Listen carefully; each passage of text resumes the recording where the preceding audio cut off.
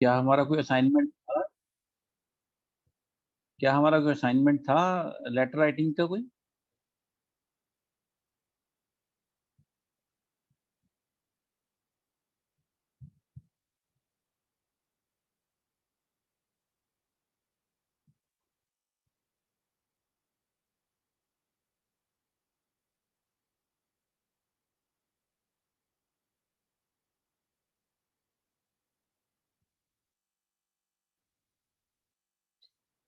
जी assignment था। क्या सब लोगों ने लिख लिया? अगर तो लिख चुके तो तब हम डिस्कस करेंगे, अगर नहीं लिखा तो फिर हम एक दिन रखेंगे, आप लोग लिख लें, कल डिस्कस करें।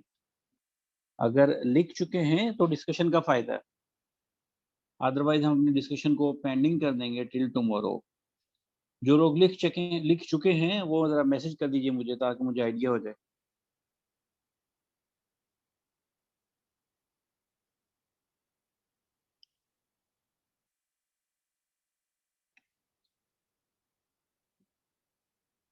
Faraz said he to discuss it on tomorrow, इसने नहीं लिखा। And what about the other students?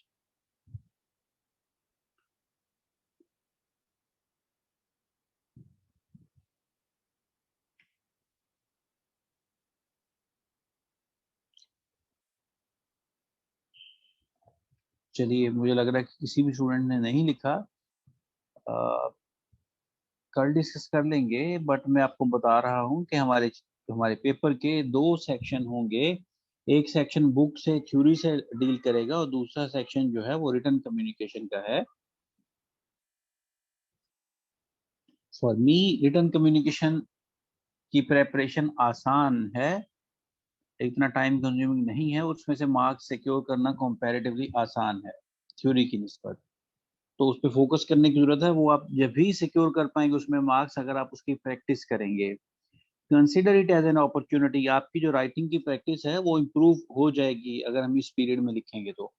इस सेशन को में हम फॉलो करेंगे। नॉर्मली हमने जो अब तक पढ़ते आए, हम ऐसे राइटिंग, इस तरह की क्रिएटिव राइटिंग या रिटन कम्युनिकेशन की प्रैक्टिस नहीं की। हम रट्टे में रहे, हम याद कर लेते हैं, हमारा सिस्टम इस तरह का है, उसी को हम रिप्रोड्यूस करते हैं, अपने जहन से नहीं लिख पाते। यहाँ पे बड़ी अच्छी एक हैंडसम एक्सरसाइज कर सकते हैं रिटन कम्युनिकेशन की। पेपर में भी आपके काम आएगी और through out your professional life भी आपके काम की रहेगी। उसके लिए आप लोगों को इसमें कंट्रीब्यूट करना होगा। अगर आप घर से लिखेंगे और उसके बाद डिस्कस करेंगे, इसका फायदा ज्यादा होगा बनिस्बत ना लिखे डिस्कशन के। यानी आपने नहीं लिखा और हम डिस्कस कर लें, उसका फायदा शायद 10% होगा। हाँ, लिख लेंगे फिर कल डिस्कस करेंगे, आपकी गलतियां निकलेंगी और उसका फायदा जो है वो ज्यादा होगा। So I strongly recommend you guys, strongly suggest you guys कि जो टॉपिक मैं दूं अगले जितने हमारे लेक्चर आएंगे उनमें आप उसको घर से लिखें। फिर नेक्स्ट हम यहाँ पे डिस्कस करेंगे, आपकी गलतियां ठीक हो जाएंगी, इस्लाह हो जाएगी। तो फिर पेपर में कोई सा भी कहीं का भी टॉपिक आ जाए आप उसको लिख पाएंगे। सिर्फ हमें स्ट्रक्चर याद रखना होगा, बाकी टॉपिक कोई सा भी हो आप लिख पाएंगे, अपने पास से लिख लेंगे, उसको रटा लगाने की जरूरत नहीं रहेगी।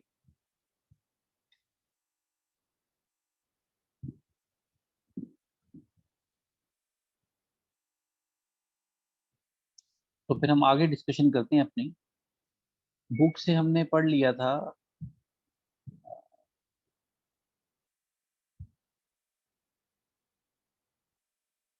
Probably we were on chapter number 2।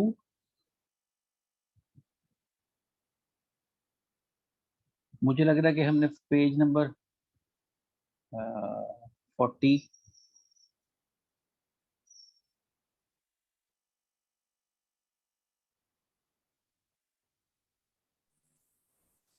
Say page number 34. 34। Yes, sir. Okay, thank you for update. 34 हम डिस्कस कर चुके जी। पेज नंबर 34 तक हमारा डिस्कशन हो चुका।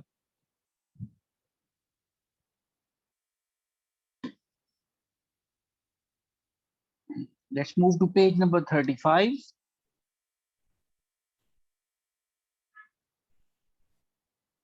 ये पेज नंबर 35 भी हमने डिस्कस कर लिया था, sources of information. internal or external, I believe. Sources of information.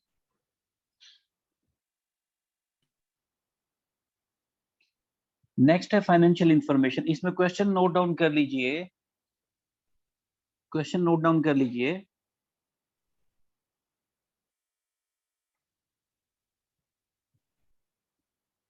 Characteristics slash qualities,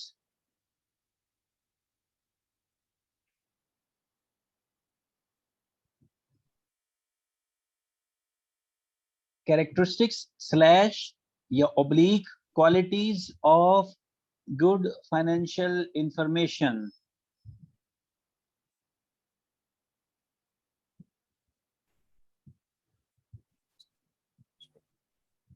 Qualities slash characteristics of good financial information.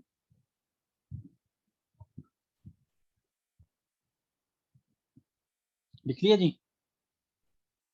Question clear है सबको? फिर आगे उसका आंसर डिस्कस करेंगे। जी सर।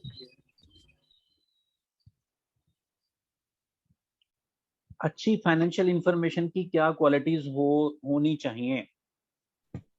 सबसे पहले हमें पता होना चाहिए कि फाइनेंशियल इंफॉर्मेशन क्या होती है। जैसे मिसाल के तौर पे आप कहीं से शॉपिंग करते हैं तो आपको जो इनवॉइस मिलती है वो फाइनेंशियल इंफॉर्मेशन है। इसी तरह आप जो है किसी कस्टमर का लेजर अकाउंट देखते हैं, वो फाइनेंशियल इंफॉर्मेशन है। सर काइंडली स्क्रीन शेयर कर दें। जी जरूर। तो फाइनेंशियल इंफॉर्मेशन, जैसे हम किसी को लेजर देखें, जो लोग अकाउंट्स में जॉब वगैरह करते हैं उन्हें पता होगा लेजर का, वो फाइनेंशियल इंफॉर्मेशन है। कोई जर्नल एंट्री है वो फाइनेंशियल इंफॉर्मेशन है। प्रॉफिट एंड लॉस स्टेटमेंट वो फाइनेंशियल इंफॉर्मेशन है। कोई रिपोर्ट फाइनेंशियल किस्म की वो फाइनेंशियल इंफॉर्मेशन है। क्रेडिटर्स की पेमेंट या पेएबल जो फाइंड आउट करें वो भी फाइनेंशियल इंफॉर्मेशन है। एम्प्लॉई ने एडवांस ले रखा, वो भी फाइनेंशियल, कितना ले रखा, कब कब कितना कितना डिडक्ट किया, ये भी फाइनेंशियल इंफॉर्मेशन है। तो फाइनेंशियल इंफॉर्मेशन जो है हमें ये पता होना चाहिए फाइनेंशियल इंफॉर्मेशन क्या होती है। फिर इसके बाद जो है अच्छी फाइनेंशियल इंफॉर्मेशन की क्या क्वालिटीज या उसमें क्या कैरेक्टरिस्टिक्स होते हैं। सबसे पहले कहते हैं इसको रेलेवेंट होना चाहिए। रेलेवेंट को हम इससे पहले भी डिस्कस कर चुके हैं कि रेलेवेंट मतलब जो ऑब्जेक्टिव है, जो मकसद है, उससे मुताल्लिक इंफॉर्मेशन जो है वो रेलेवेंट इंफॉर्मेशन कहलाएगी। जैसे मैंने बताया कि हम यहाँ पे क्लास तो हमारी बिजनेस कम्युनिकेशन की है, लेकिन अगर हम यहाँ पे साथ में फाइनेंशियल अकाउंटिंग को भी डिस्कस करने लग जाएंगे, वो इन्फॉर्मेशन ठीक तो हो सकती है, वैलिड भी हो सकती है, ऑथोराइज्ड भी हो सकती है, लेकिन रेलेवेंट नहीं होगी, इस सब्जेक्ट मैटर से रेलेवेंट नहीं है। तो गुड फाइनेंशियल इन्फॉर्मेशन को रेलेवेंट भी होना चाहिए। फिर कंप्लीट होना चाहिए। कंप्लीटनेस हम पढ़ चुके हैं, यानी नामुकम्मल बात जो है, वो नामुकम्मल इंफॉर्मेशन जो है वो कंक्लूसिव नहीं होती, फैसला साजी में काम नहीं आती। न्यूट्रल होना चाहिए। न्यूट्रल मतलब अनबाइस्ड होना चाहिए। और उसके बाद फ्री फ्रॉम मटेरियल एरर। तो मटेरियल एरर का मतलब बड़ी गलती ना हो, उसमें छोटी गलतियां तो टॉलरेबल होती हैं, ह्यूमन एरर पॉसिबल हैं, लेकिन कोई बड़ी गलती ना हो। तो जिस जिस फाइनेंशियल इंफॉर्मेशन में ये चार खसूसियात होंगी उसे गुड फाइनेंशियल इंफॉर्मेशन कहा जा सकता है। 1 मिनट के लिए आप लोग इसे देख लीजिए, कोई क्वेश्चन कंफ्यूजन हो तो पूछेंगे, अदरवाइज फिर आगे चले।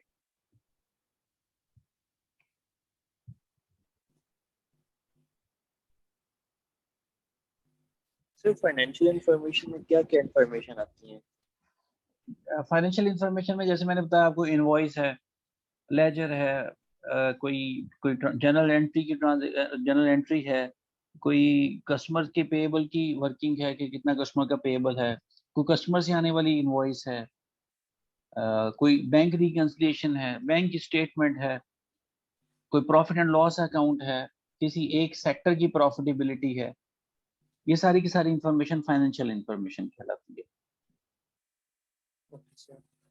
सर टैक्स की इंफॉर्मेशन जो आती है कंपनियों को, जैसे किसी की जी टैक्स स्टेटमेंट, वो भी जी इसमें आ जाती उसको ब्रॉडली हम फाइनेंशियल इंफॉर्मेशन कह सकते हैं और उसको स्पेसिफिकली टैक्स इंफॉर्मेशन कहेंगे। एट लार्ज उसे फाइनेंशियल इंफॉर्मेशन कह देते हैं।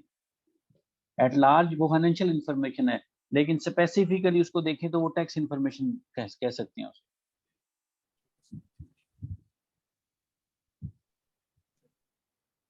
एक मिनट के लिए इसे read.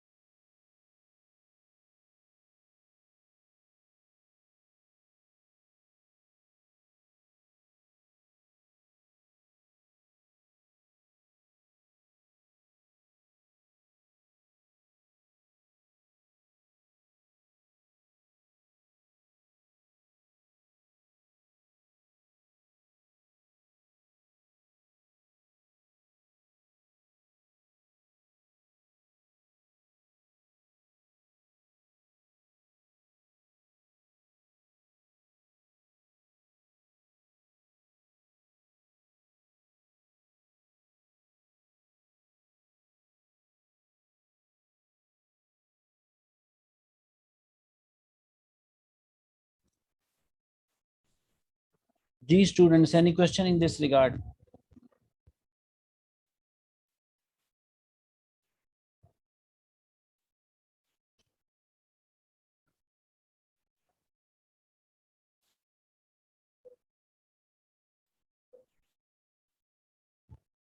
Anyone having question, confusion? इसके 4 ही पॉइंट हैं, इसमें को फर्दर 2 से 3 नंबर का क्वेश्चन आएगा तो बस ये 4 पॉइंट लिखेंगे, मैक्सिमम एक आध लाइन की डिटेल लिख सकते हैं।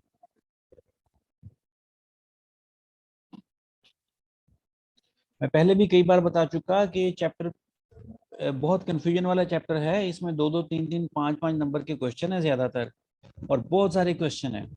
इसको साथ साथ याद करना, समझना और क्वेश्चंस को एक दूसरे से डिस्टिंग्विश करना बहुत इंपॉर्टेंट है।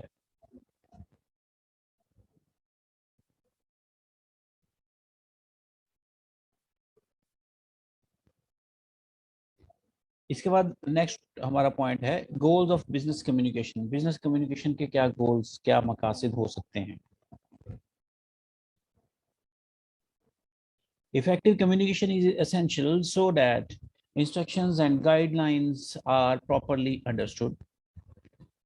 इंस्ट्रक्शन यानी इफेक्टिव कम्युनिकेशन क्यों जरूरी है, यानी अच्छी कम्युनिकेशन आप कह लें कि क्यों जरूरी है? इसलिए जरूरी है बिजनेसेस में। क्वेश्चन है goals of business communication, communication नहीं, बिजनेस कम्युनिकेशन, यानी हम जो बिजनेस के अंदर कम्युनिकेशन करते हैं, अच्छी कम्युनिकेशन करें, उसके क्या गोल्स हो सकते हैं, क्या मकासद हो सकते हैं। सबसे पहले कहता है कि अगर आप बिजनेस में अच्छी कम्युनिकेशन करें तो instructions and guidelines are properly understood.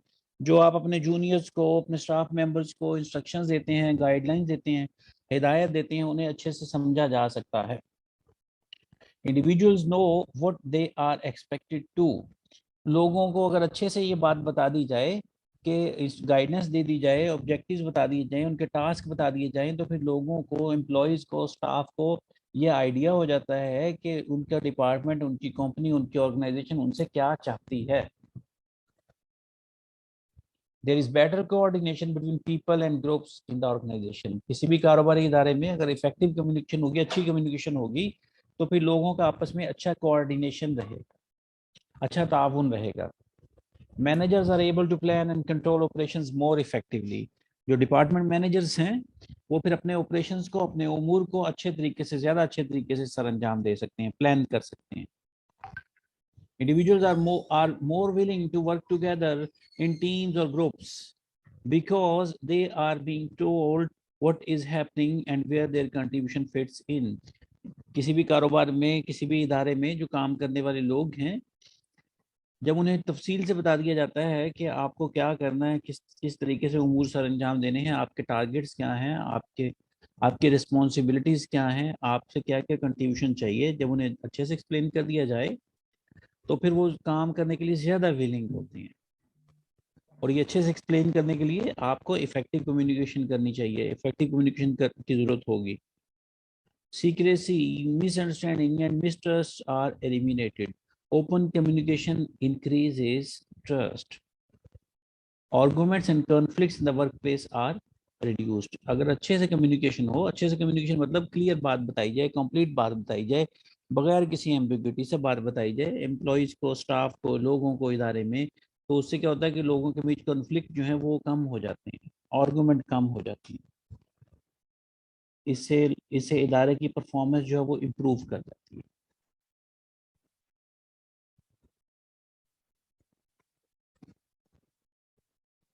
नीचे इसने एक एग्जांपल दे रखी है जिंक लिमिटेड की। Tahira sends an email to Usma as follows. Tahira ने उस्मा को एक ईमेल सेंड की जो कि इस तरह से लिखी हुई थी, hi Usma, please can you prepare a cash flow forecast for zinc limited, thanks Tahira. Tahira ने उस्मा को ईमेल सेंड की, उसमें लिखा कि क्या आप जिंक लिमिटेड की कैश फ्लो स्टेटमेंट भेज सकती हो। ये एक इफेक्टिव कम्युनिकेशन नहीं है, ये इनइफेक्टिव है, ये कम्युनिकेशन इनइफेक्टिव है। क्यों इनइफेक्टिव है, उसने नेक्स्ट पेज पे लिख रखा, there is no request for feedback, there is no context to justify why the forecast is required. यानी आपने ये नहीं बताया कि ये फोरकास्ट क्यों चाहिए है।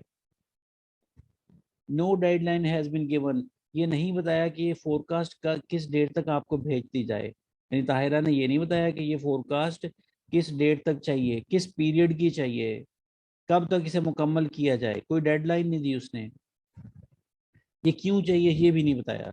The exact parameters of the forecast were not communicated. Forecast की तफसील इसमें मिस है, उसके एग्जैक्ट पैरामीटर्स नहीं है, मतलब उसकी तफसील नहीं है। Such as the level of details required, कि आपको कितनी ज़्यादा डिटेल चाहिए हैं, and any assumptions that should be embedded. So to achieve the goal of the communication, a more effective message may have been. अब उस ईमेल की बजाय ईमेल इस तरह से हो तो ज्यादा इफेक्टिव होगी। क्या, hi Usma, please can you prepare a monthly cash flow forecast. अब देखिए इसमें मंथली का वर्ड ऐड कर दिया कि हमें पता रहे कि ये कैश फ्लो कितने पीरियड की चाहिए, monthly cash flow forecast for the next 12 months, हर महीने की अलग अलग, अगले 12 महीनों के लिए, for zinc Limited in the same format as the budget. We need to review this internally, हमें क्यों चाहिए, हमने इसको इंटरनली रिव्यू करना है ऑन थर्सडे। डेडलाइन भी आ गई, कब मुकम्मल करना, थर्सडे को। Ahead of the client meeting we have next Tuesday, अगले ट्यूसडे को हमारी क्लाइंट से मीटिंग है, उससे पहले थर्सडे तक हमें ये रिपोर्ट मुकम्मल चाहिए फोरकास्ट की, ताकि हम इसको रिव्यू कर सकें और फिर क्लाइंट से मीटिंग कर सकें। Please use the following assumptions. Sales growth 5%, आप रिज्यूम कर लें कि उनके साथ हमारी सेल्स 5% ग्रो करेंगी, उस हिसाब से आप अपनी फोरकास्ट बना लें। फोरकास्ट होता है कोई पेशीन गोई करना, फाइनेंशियल फोरकास्ट मतलब आप फाइनेंशियल पेशीन गोई करते हैं कि कितनी सेल होगी, कितने पैसे आएंगे, कितने पेएबल रह जाएंगे, कितने रिसीवेबल रह जाएंगे, कितना बिजनेस होगा, कितनी क्वांटिटी सेल करेंगे, वगैरह वगैरह। Bank interest 6.25%, employ bonus 10%, all other costs in line with the budget. Please let me know this makes sense and is achievable. Please let me know this makes sense and is achievable. इस जुमले का मतलब ये है कि मुझे बता दीजिए कि क्या अब ये आपको क्लियर है बात, और क्या ये आप कर सकती हैं, अगर नहीं कर सकती तो बता दीजिए। तो पहले वाली कम्युनिकेशन इफेक्टिव नहीं थी, उसमें इंफॉर्मेशन मिसिंग थी। तो वो इफेक्टिव ना होती, 2-3 दिन बाद वो बता रही होती कि इसमें ये चीज़ नहीं थी, ये चीज़ नहीं थी, या काम मुकम्मल कर लेती, तो वो काम अपनी तरफ से मुकम्मल करती, लेकिन एक्चुअली काम ना मुकम्मल होता, उसे दोबारा करना पड़ता। तो आप पहले ही गो में फर्स्ट इंस्टेंस में कंप्लीट इन्फॉर्मेशन प्रोवाइड करें पूरी डिटेल्स के साथ, ताकि फौरन उस पर असाइनमेंट पे काम किया जा सके, तो जब भी कम्युनिकेशन इफेक्टिव होगी। 2-3 मिनट इस टॉपिक को देख लीजिए, फिर आगे चलेंगे।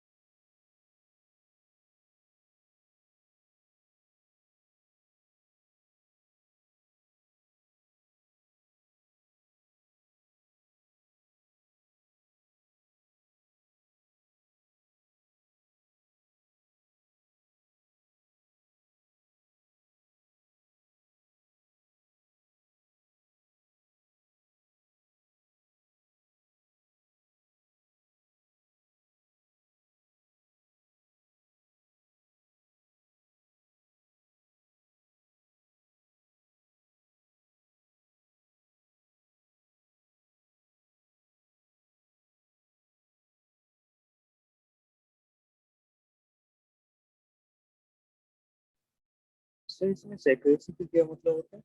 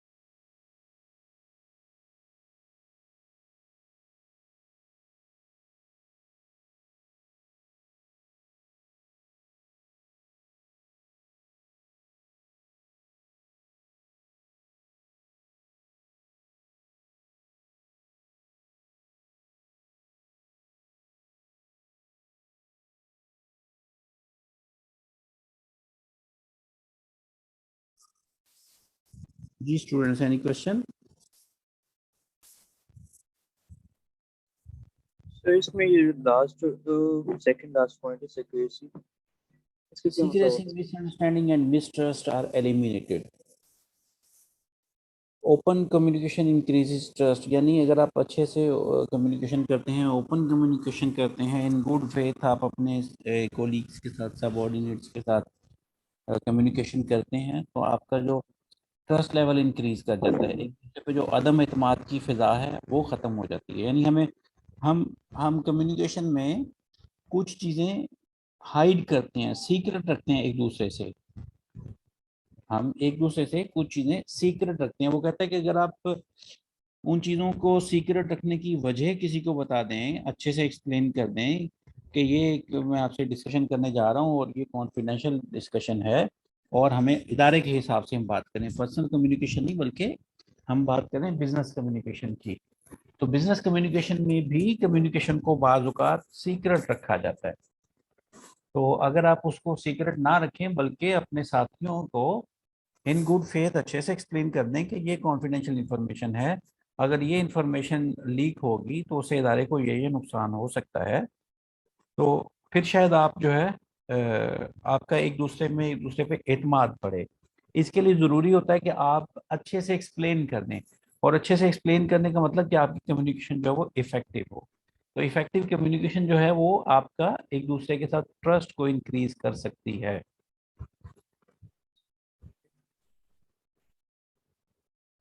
आई believe it would be clear.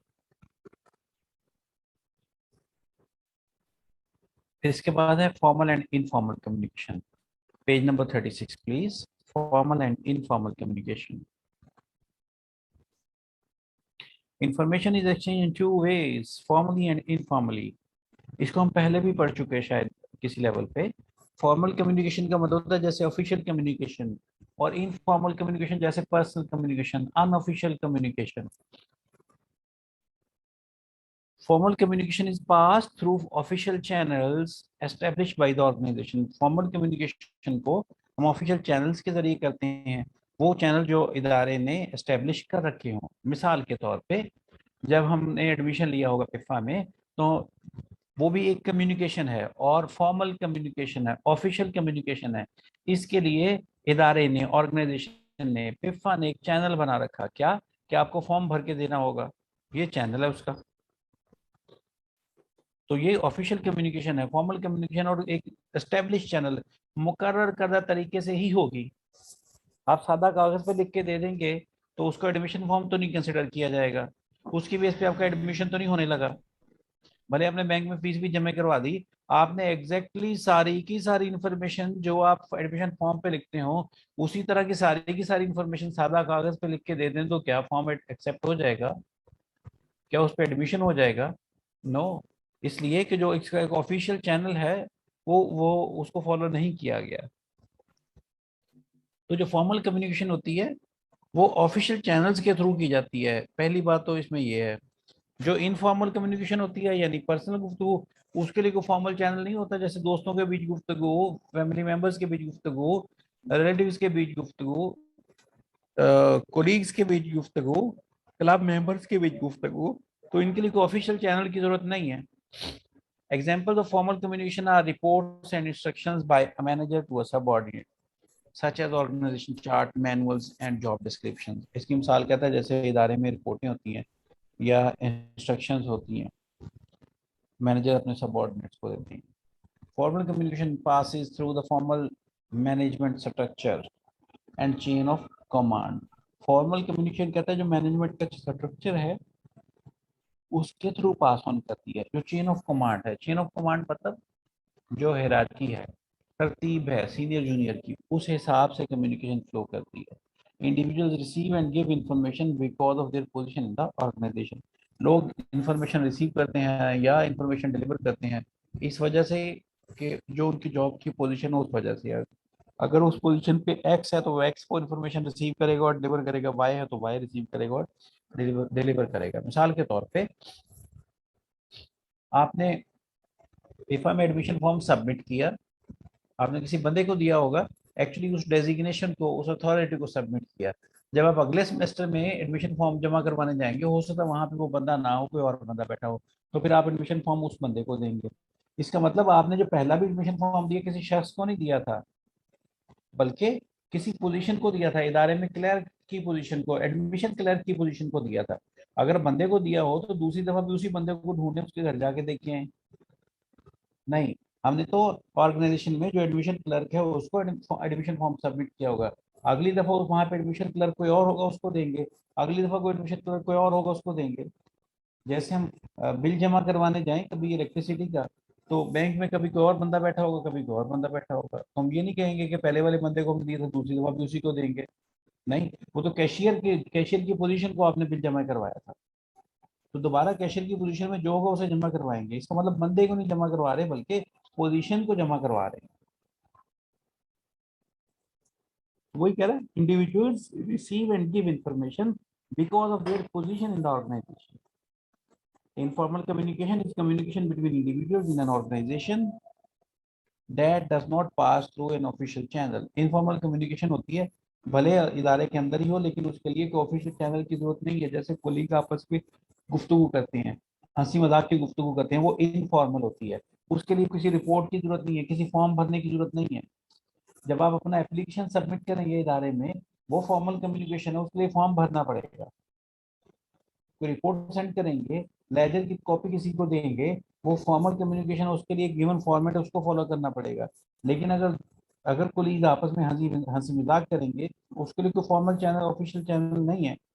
वो आप इन पर्सन भी एक दूसरे से कर सकते हैं, इंटरकॉम पे भी एक दूसरे से कर सकते हैं, तो व्हाट्सएप में भी किसी को जोक सेंड कर सकते हैं। Instead, the information is passed by individuals in general conversation. तो इनफॉर्मल कम्युनिकेशन कहते हैं ऐसे होता है कि असल में जनरल कन्वर्सेशन, आम गुफ्तगू में एक दूसरे से कम्युनिकेशन करते हैं। समटाइम्स एज गॉसिप्स, बाज़ का गपशप के लिए, और एज र्यूमर, या बाज़ का अफवाहें ही शेयर की जाती हैं एक दूसरे से। Often, informal communication passes as unofficial emails between colleagues. बाद का ऐसा भी होता है कि कोलीग्स एक दूसरे को अनऑफिशियल ईमेल करते हैं। अनऑफिशियल ईमेल मतलब जो किसी ऑफिस के काम के लिए ना हो, करें भले ऑफिस का ईमेल आईडी इस्तेमाल, अपना ऑफिशियल ईमेल ईमेल आईडी इस्तेमाल करें, लेकिन उसमें कोई आप ऑफिशियल इंफॉर्मेशन पास ऑन नहीं कर रहे, बल्कि कोई कोई चैट भेज रहे हैं, कोई जोक भेज रहे हैं, कोई वीडियो भेज रहे हैं, कोई फनी वीडियो भेज रहे हैं, कोई और कोई मजहबी इंफॉर्मेशन पास ऑन कर रहे हैं, ये सारी अनऑफिशियल कम्युनिकेशन होगी, अगरचे ये हमारा ऑफिशियल चैनल ही फॉलो कर रहे हैं। This is called the grapevine. इन इनफॉर्मल अनऑफिशियल कम्युनिकेशन को ग्रेप वाइन कम्युनिकेशन भी कहा जाता है।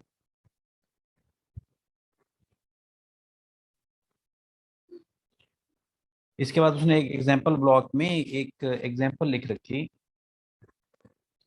AGEM company dismisses the its financial director Monday. Company ने मंडे को अपने फाइनेंशियल डायरेक्टर को डिसमिस कर दिया। It makes a formal announcement to staff about the dismissal on Friday. उसको डिसमिस तो मंडे को कर दिया था, लेकिन स्टाफ को ऑफिशियली उन्होंने फ्राइडे को बताया, उसी उसी वीक में फ्राइडे को। However, most people had already heard about the dismissal. लेकिन ज्यादा लोगों को फ्राइडे आने से पहले ही पता चल गया था कि फाइनेंस डायरेक्टर को डिसमिस कर दिया गया है।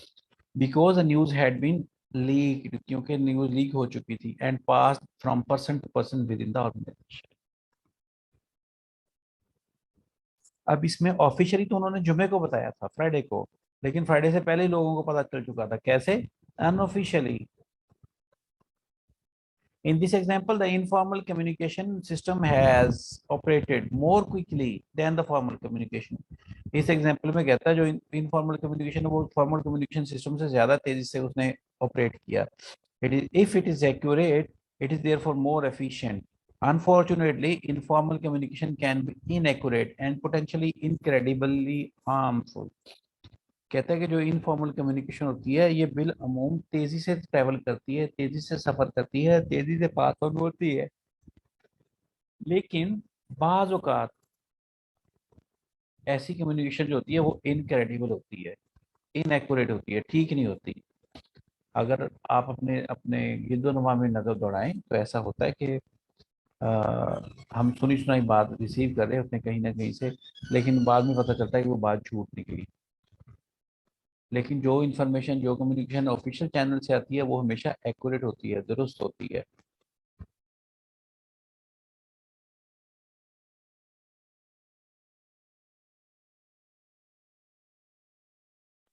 तो वो कहता है कि अगरचे इनफॉर्मल कम्युनिकेशन स्पीडी होती है, क्विकली होती है, लेकिन कभी कभार जो है वो इनएक्यूरेट भी हो सकती है, इनक्रेडिबल भी हो सकती है, और किसी के लिए नुकसान का बायस भी हो सकती है। फिर a comparison of formal and informal communication. All organizations rely on a mixture of formal and informal communication to operate effectively. Arguably, formal patterns of communication are always supplemented by informal patterns. बात बात कैसा ऐसा होता है, कहता है formal communication जो है उसके बाद इजाफी तौर पे इनफॉर्मल कम्युनिकेशन भी होती है। जैसे मिसाल के तौर पे किसी इदारे में ये अनाउंस कर दिया जाए कि अब की बार जो एनुअल इंक्रीमेंट्स हैं वो 10% होंगी, तो ये ऑफिशियल इंफॉर्मेशन है। अब इसके बाद लोग आपस में गुफ्तगू करेंगे कि भाई आपस में अब चहमगोइयाँ करेंगे, 10% इंक्रीमेंट तो कम है, देखो इन्फ्लेशन 20% 25% तक चली गई, इससे तो गुजारा नहीं होगा। ये इनफॉर्मल कम्युनिकेशन है। और कब शुरू हुई? फॉर्मल कम्युनिकेशन के बाद। या लोग गुफ्तगू करेंगे कि देखो मैनेजमेंट ने प्रॉफिट तो इतना कमाया लेकिन हमें इंक्रीमेंट देते हुए इन्हें इन्हें इन्हें प्रॉब्लम हो रही है। ये भी इनफॉर्मल कम्युनिकेशन है। कब शुरू हुई? फॉर्मल कम्युनिकेशन के बाद। या कंपनी ने अनाउंस किया कि रमजान में हमारी टाइमिंग 8 to 4 होगी, ये ऑफिशियल इंफॉर्मेशन है, फॉर्मल कम्युनिकेशन है। लेकिन अब जो बंदा सुबह शहरी के बाद सोने वाला है वो कहेगा यार ये क्या मजाक है, अभी शहरी करके 5-6 बजे तो सोएंगे और 8 बजे ऑफिस पहुंचने का मतलब 7 बजे फिर जागना पड़ेगा, तो नींद तो पूरी नहीं होगी, नींद तो टूट गई, ये फजूल की टाइमिंग है। तो ये इनफॉर्मल कम्युनिकेशन है। कब हुई? फॉर्मल कम्युनिकेशन के बाद। कोई कहेगा कि ये बड़ा अच्छा किया उन्होंने, चलो शाम में 4 बजे छुट्टी हो तो 5 बजे घर जाके 1-2 घंटे सो सकते हैं। ये भी इनफॉर्मल कम्युनिकेशन है। कब हुई? फॉर्मल कम्युनिकेशन के बाद। तो कह रहा है कि arguably formal pattern of communication are always supplemented by informal patterns, के फॉर्मल पैटर्न ऑफ कम्युनिकेशन के बाद हमेशा इनफॉर्मल गुफ्तगू भी हो जाती है। Formal information is often slow in arriving. Formal information जो होती है हमेशा स्लो इन अराइविंग होती है। Organisation therefore often rely on informal communication for the transmission of information when the formal system is slow and bureaucratic, or where senior managers are autocratic and do not believe in sharing information with subordinates. Informal information usually passes between individuals very quickly. A problem with informal information is that management have no control over it. इस पे management का control नहीं होता है। They control formal communication channels but not informal communication. With informal information it is sometimes a matter of chance who gets the information and who does not. कहता है कि formal तरीका जो है वो स्लो होता है लेकिन इंफॉर्मेशन जिसको भेजनी हो मिल जाएगी। इनफॉर्मल शार्प होता है, फास्ट होता है, क्विक होता है, लेकिन चांस होता है कि इन्फॉर्मेशन किसी को मिले किसी को ना मिले। मिसाल के तौर पे कल से ऑफिस की टाइमिंग चेंज हो गई, इसका एक फॉर्मल तरीका कार है, आप ईमेल भेज दें सबको, सबको इन्फॉर्मेशन मिल जाएगी। जिसने आज देख लिया वो आज पढ़ लेगा, जिसने कल देख लिया कल पढ़ लेगा, जिसने परसों देख लिया इवन परसों उसको पता चल जाएगा, लेकिन इन्फॉर्मेशन सबको मिल जाएगी। लेकिन अगर ऑर्गेनाइजेशन में किसी बुलंद मुकाम पे खड़े होकर बता दिया जाए भाई कल से टाइम जो है ना ऑफिस का 8 से 4 हो गया, अब इन्फॉर्मेशन किसी को नहीं मिलेगी, किसी को मिल जाएगी जो प्रेजेंट है, जो नहीं प्रेजेंट उन्हें नहीं मिलेगी। या 2-4 लोगों को बता दिया जाए कि भाई जरा बाकी लोगों को भी बता देना कि कल से ऑफिस की टाइमिंग चेंज हो गई है, तो अब किसी को पता चलेगा किसी को नहीं पता चलेगा। तो इनफॉर्मल तरीकाकार जो है वो उससे क्विक तो इंफॉर्मेशन पास ऑन होती है, लेकिन उसमें इंफॉर्मेशन की क्रेडिबिलिटी नहीं रहती, उस इंफॉर्मेशन में जो है ऑथेंटिसिटी नहीं हो सकती, गलत इंफॉर्मेशन हो सकती है, किसी को मिले किसी को ना मिले, और इस पे फिर मैनेजमेंट का कंट्रोल नहीं रहता। आपने 8 से 4 कहा, कोई आगे 8 से 5 कह दे, कोई पौने 8 से 4 कह दे, तो इस पे मैनेजमेंट का कंट्रोल भी नहीं रहता। जबकि अगर आपने लिख के ईमेल की है 8 से 4 की तो उसको कोई चेंज नहीं कर सकता, डिस्टॉर्ट नहीं कर सकता, खराब नहीं कर सकता उस इंफॉर्मेशन को। Furthermore, informal communication may be malicious and at least in part inaccurate or at worst completely speculative. फिर कहते हैं इनफॉर्मल कम्युनिकेशन में एक खराबी ये है कि ये गलत इंफॉर्मेशन हो सकती है, इसका कुछ पार्ट गलत हो सकता है, इनएक्यूरेट हो सकती है यानी फिगर्स गलत हो सकते हैं, या पूरी की पूरी स्पेकुलेटिव यानी क्या सराहियां हो सकती हैं, अंदाजे हो सकते हैं, हकाइक से मुनाफी हो सकती है, हकाइक के बरक्स हो सकती है। In an effective organization, there should usually be an efficient informal communication system so that accurate information is passed in good time to everyone who needs it. When formal communication is reliable, relevant, and timely, employees will trust it. However, even with the most efficient formal communication system, informal communication systems always exist. कहता है किसी भी इदारे में भले जितने मर्जी efficient formal communication system हो, इंटरकॉम हो, ईमेल हो, नोटिस बोर्ड हो, कम्युनिकेशन सिस्टम जितने भी एग्जिस्ट करते हो, इनफॉर्मल कम्युनिकेशन सिस्टम तो फिर भी रहता ही है। People talk to each other unofficially and socially. They exchange stories, rumors, gossips, and so on. Plus, they do not always communicate with each other in their official capacity. और हमेशा ऐसा नहीं होता कि कुलीग आपस में ऑफिशियल कैपेसिटी में ही बात करें, यानी सिर्फ ऑफिस की बात ही करें, काम की बात ही करें, पर्सनल बातें भी करेंगे in face-to-face conversations or by telephone or email rather than by more formal methods such as memos and reports. मेरा ख्याल है तमाम इलाकों में अजान हो चुकी होगी मगरिब की, तो let's have 10 minutes break for the prayer. We'll resume after 10 minutes inshallah.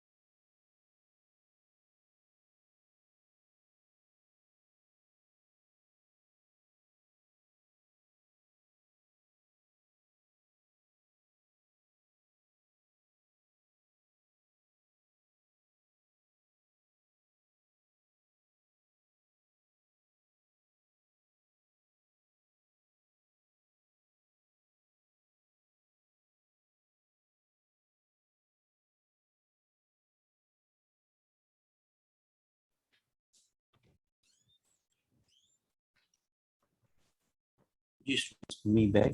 Are you guys there? Yes, sir.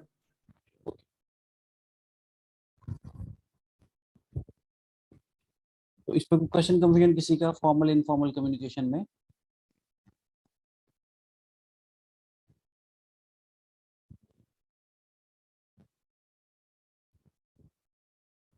Anyone? Sir ये पेपर में जब क्वेश्चन आएगा तो ये किस तरह आएगा और ये आंसर में ये एग्जांपल भी साथ लिखनी है? Very good. पहली बात ये कि आंसर में एग्जांपल नहीं लिखेंगे, ये वाली एग्जांपल नहीं लिखेंगे, आपको और एग्जांपल लिखना चाहें तो लिख सकते हैं। दूसरी बात ये कि पेपर में इस पे क्वेश्चन आएगा differentiate between formal and informal communication. 5 से 6 नंबर का क्वेश्चन आ सकता है, differentiate between formal and informal communication. आप इसको नोट डाउन कर लीजिए, मैं इसके कुछ पॉइंट्स भी आपको नोट डाउन करवा देता हूँ। डिफरेंशिएट, क्वेश्चन रहेगा differentiate between formal and informal communication.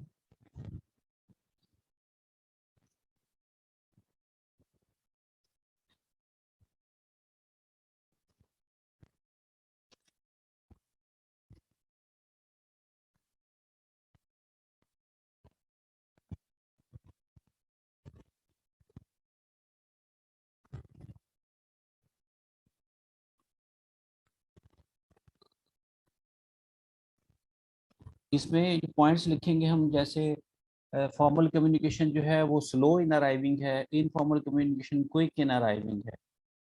फिर फॉर्मल कम्युनिकेशन जो है वो ऑफिशियल चैनल्स से होती है, इनफॉर्मल कम्युनिकेशन ऑफिशियल चैनल से भी हो सकती है, अनऑफिशियल चैनल से भी हो सकती है। फॉर्मल कम्युनिकेशन जो है इसमें कोई कोई जो है वो इंफॉर्मेशन होती है, इदारा जाती इंफॉर्मेशन होती है, गाइडलाइंस होती हैं, इंस्ट्रक्शंस होती हैं। जबकि इनफॉर्मल कम्युनिकेशन जो है उसमें जो है र्यूमर्स हो सकती हैं, गॉसिप्स हो सकती हैं, गॉसिप्स र्यूमर्स हो सकती हैं, पर्सनल कम्युनिकेशन हो सकती है। तो इस तरह के 3-4 पॉइंट्स हैं जो हम अ, लिख सकते हैं। तो 5 के नंबर का क्वेश्चन होगा इस पे और 3-4 पॉइंट्स होंगे।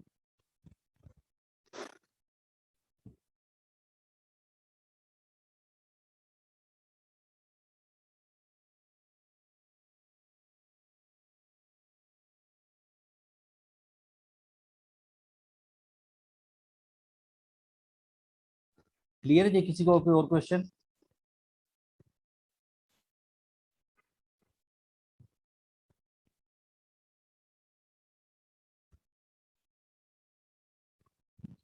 So I believe it's clear to everyone.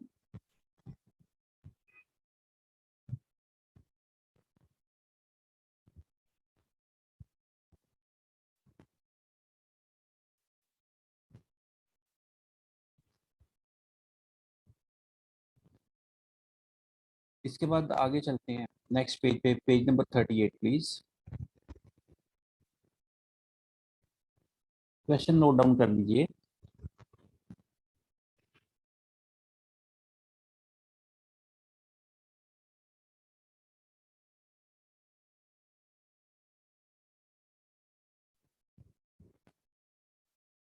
Page number 38, very first paragraph, question note down कीजिएगा। Characteristics slash factors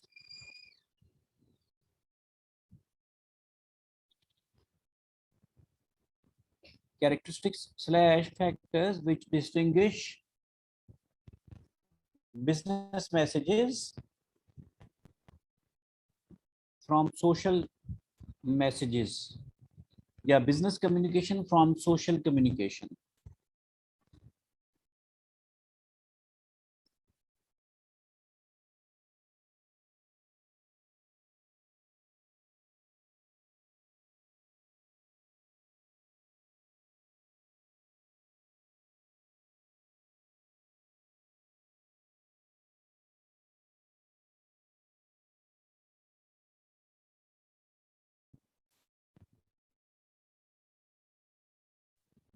Characteristics slash factors which distinguish business communication from social communication, या characteristics slash factors which distinguish business messages from social messages।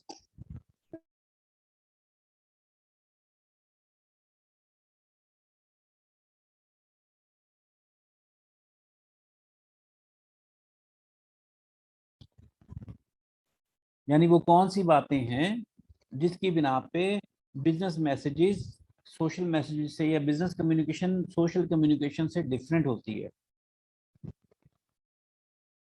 ये कौन सी खसूसियात हैं जो business communication को social communication से differentiate करती हैं, मुख्तलिफ बनाती हैं।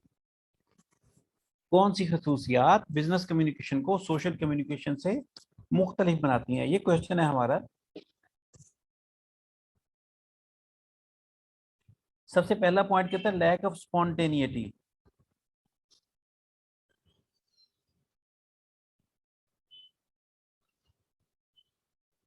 या डेलिबरेशन। जो बिजनेस कम्युनिकेशन होती है ये डेलिबरेट होती है, इरादतन होती है। डेलिबरेशन मतलब इरादतन, प्लान्ड, इंटेंशनली। जबकि जो सोशल कम्युनिकेशन होती है वो स्पॉन्टेनियस होती है। स्पॉन्टेनियस मतलब होता है खुद ब खुद किसी चीज का वकूफ पजीर हो जाना, उसे स्पॉन्टेनिटी कहते हैं। स्पॉन्टेनिटी या स्पॉन्टेनियस का मतलब किसी चीज का खुद ब खुद वकूफ पजीर हो जाना। यानी जो सोशल कम्युनिकेशन है खुद ब खुद हो जाती है, प्लान नहीं होती, डेलिबरेट नहीं होती बिलअमूम। जैसे हम कोई कम्युनिकेशन करेंगे अपने किसी कस्टमर से तो वो डेलिबरेट होगी, प्लान्ड होगी। हमने 4-5 पॉइंट प्लान कर रखे होंगे जो अपने कस्टमर से डिस्कस करते हैं, एजेंडा होगा उसका एक। जबकि अगर हम फैमिली मेंबर्स के बीच बैठेंगे तो कोई प्लान करके तो नहीं बैठेंगे कि मुझे ये बातें करनी है और सिर्फ यही करनी है।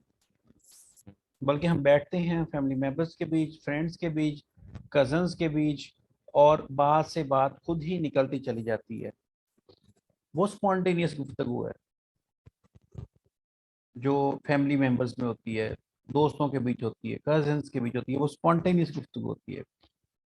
तो कहता है जो बिजनेस गुफ्तगू है, बिजनेस कम्युनिकेशन है, ये इसमें लैक ऑफ स्पॉन्टेनिटी है। इस बिजनेस कम्युनिकेशन में लैक ऑफ स्पॉन्टेनिटी है, इसमें डेलिब्रेशन है, इरादा है, खुद ब खुद गुफ्तगू नहीं होती, इरादे से होती है। अगर इस पॉइंट में किसी को कंफ्यूजन है तो पूछ लें, फिर अगले पॉइंट पे चलेंगे।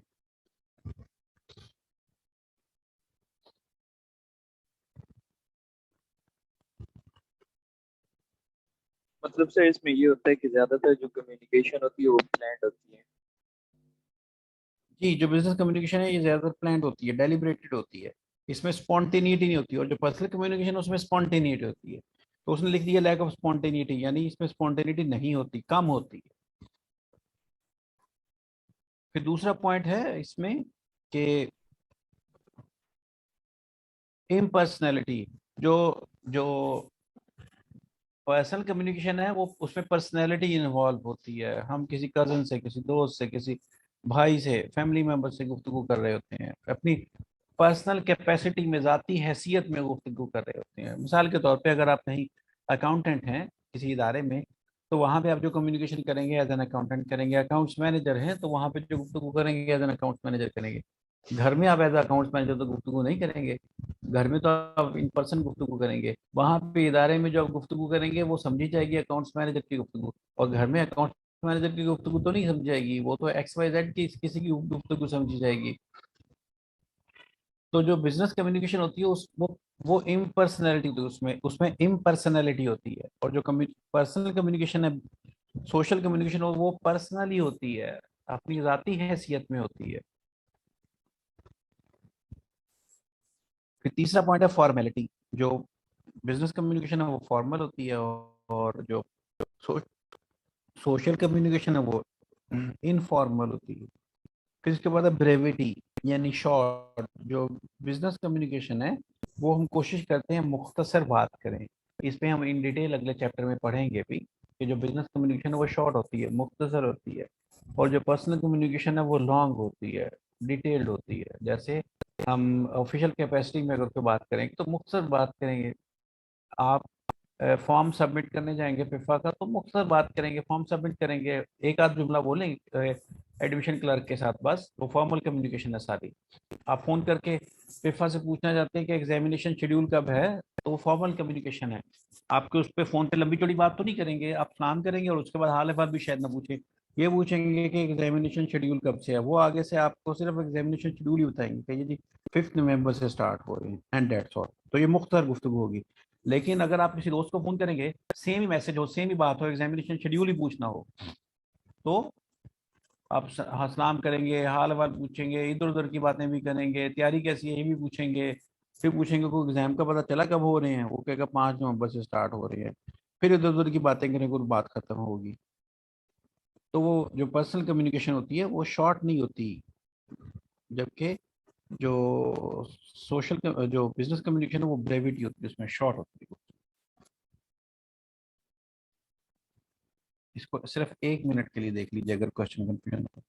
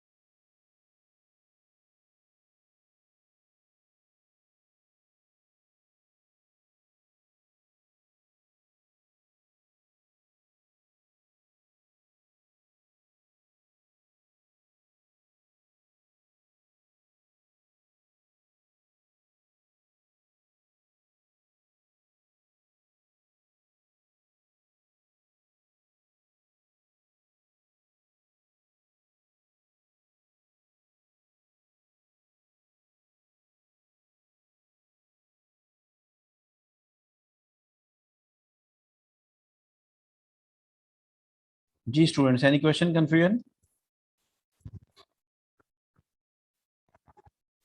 सर ये सेकंड पॉइंट बता दीजिए दोबारा। इम्पर्सनैलिटी, यानी जो जो बिजनेस कम्युनिकेशन होती है ये इम्पर्सनल होती है, जाती हैसियत में नहीं होती, बल्कि ये आपकी पोजीशन की वजह से होती है। जो जो सोशल कम्युनिकेशन है वो जाती हैसियत में होती है, उसमें पर्सनैलिटी इन्वॉल्व होती है। बिजनेस कम्युनिकेशन इम्पर्सनल होती है, जो सोशल कम्युनिकेशन है वो पर्सनल होती है। सर ये फॉर्मेलिटी समझा दीजिएगा दोबारा। फॉर्मेलिटी का मतलब कि जैसे ये ऑफिशियल कम्युनिकेशन होती है, फॉर्मल कम्युनिकेशन होती है। इससे पिछला टॉपिक हम फॉर्मल और इनफॉर्मल कम्युनिकेशन का पढ़ चुके हैं ना, कि जो बिजनेस कम्युनिकेशन होती है वो फॉर्मल होती है और जो सोशल कम्युनिकेशन होती है वो इनफॉर्मल होती है। फॉर्मल कम्युनिकेशन का मतलब कोई ऑफिशियल कम्युनिकेशन जिसमें कोई ऑफिशियल इंफॉर्मेशन पास ऑन की जाए, जैसे जैसे एग्जामिनेशन शेड्यूल, जैसे एडमिशन फॉर्म सबमिट करना, जैसे रिजल्ट का अनाउंसमेंट, ये सारी ऑफिशियल कम्युनिकेशन है। इस तरह बिजनेसेस में कुछ सेल्स इनवॉइस पास ऑन करना, किसी कस्टमर को सेल्स इनवॉइस देना, कोई पेमेंट की स्लिप देना, ये सारी ऑफिशियल कम्युनिकेशन है, फॉर्मल कम्युनिकेशन है। जबकि जो सोशल कम्युनिकेशन होती है वो इनफॉर्मल होती है, यानी वो जाती हैसियत में होती है, उसमें कोई कोई ऑफिशियल कम्युनिकेशन इन्वॉल्व नहीं होती, उसमें कोई कोई कारोबारी गाइडलाइंस मौजूद नहीं होती, कोई इंस्ट्रक्शंस मौजूद नहीं होती। जैसे ऊपर दूसरे पॉइंट में हमने बताया कि ये पर्सनल कैपेसिटी में गुफ्तगू होती है। फॉर्मल और इनफॉर्मल को आप यूं समझ लीजिए, जैसे फॉर्मल मतलब बिजनेस कम्युनिकेशन, इनफॉर्मल मतलब सोशल कम्युनिकेशन। यानी फॉर्मल मतलब आप अपनी ऑफिस की कैपेसिटी में को कम्युनिकेशन करें, और इनफॉर्मल का मतलब जैसे आप ज़ाती हैसियत में फैमिली मेंबर्स के साथ, दोस्तों के साथ, कजन्स के साथ, ये सारी इनफॉर्मल कम्युनिकेशन है, अनऑफिशियल कम्युनिकेशन है, सोशल कम्युनिकेशन है। और जैसे कोलीग्स के साथ गुफ्तगू, कोई कोई रिपोर्ट जनरेट करना, कोई रिपोर्ट किसी को प्रोवाइड करना, किसी से रिपोर्ट मांगना, ये सारी फॉर्मल कम्युनिकेशन है, ऑफिशियल कम्युनिकेशन है, ऑफिशियल कैपेसिटी में। I believe it's clear to you know. Yes sir. फिर एक क्वेश्चन और लिखेंगे, ये क्वेश्चन भी 2 से 3 नंबर का पूछा जा सकता है जो ऊपर हमने डिस्कस किया। फिर एक क्वेश्चन लिखेंगे नेक्स्ट टॉपिक के लिए,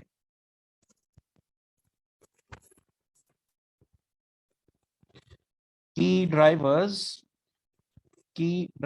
of the style of communication।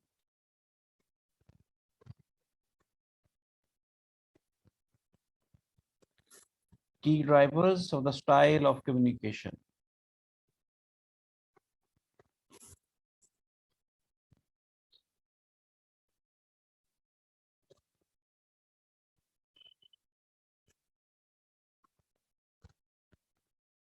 देखिए जो बिजनेस कम्युनिकेशन, की drivers of style of business communication, sorry आप इसको करेक्ट कर दीजिए, की drivers of the style of business communication.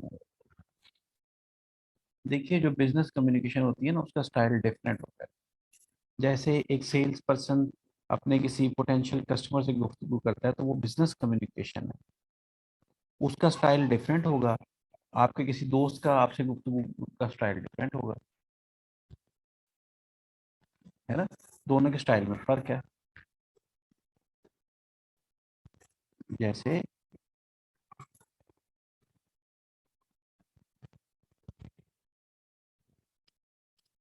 आपके फैमिली मेंबर्स का स्टाइल आपसे गुफ्तगू डिफरेंट होगा।